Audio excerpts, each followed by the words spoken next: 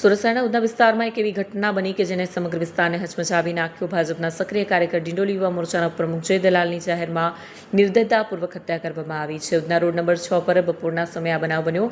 જય દલાલ સામાન્ય રીતે પોતાના કામે નીકળ્યા ત્યારે અચાનક પંકજ પાટીલ અને કિશન ઉર્ફે ચકલીએ તેમના પર હુમલો કર્યો. સ્થાનિક લોકોએ જણાવ્યું હતું કે હુમલો એટલો ભયાનક હતો કે કોઈ કંઈ સમજે તે પહેલાં જ જય લોહીથી લથપથ થઈને જમીન પર પડી ગયા. ઇજાગ્રસ્ત અવસ્થામાં જય દલાલને તાત્કાલિક હોસ્પિટલ લઈ જવામાં આવ્યા, પરંતુ તબીબોએ નિરાશાજનક સમાચાર આપ્યા. તેમણે મૃત જાહેર કર્યા. હોસ્પિટલના દરવાજે પરિવારજનોના વિલાપે વાતાવરણને ભીંજવી નાખ્યું.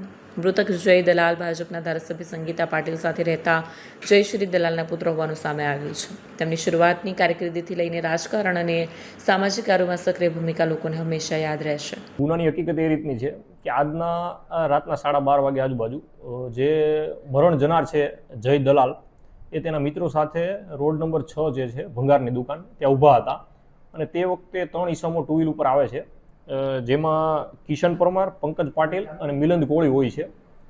તો તે 3 જણા આવે છે અને જે મરણ જનાર છે જય નગીનભાઈ દલાલ એમને ચપ્પુના ઘા મારે છે અને ત્યાંથી ભાગી જાય છે, જેથી જય દલાલનું એપોલ હોસ્પિટલ ખાતે સારવાર દરમિયાન મરણ થાય છે.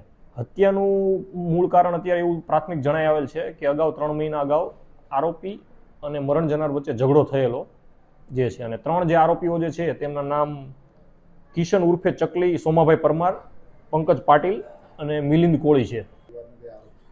માર્ચ મહિનામાં જે આરોપી છે કિશન ઉર્ફે ચકલી સોમાભાઈ પરમાર, એમની પાછા કરવામાં આવેલી હતી અને અગાઉ 3 મહિના પહેલા ઝઘડો થયેલો હતો આરોપી અને મરણ જનાર વચ્ચે.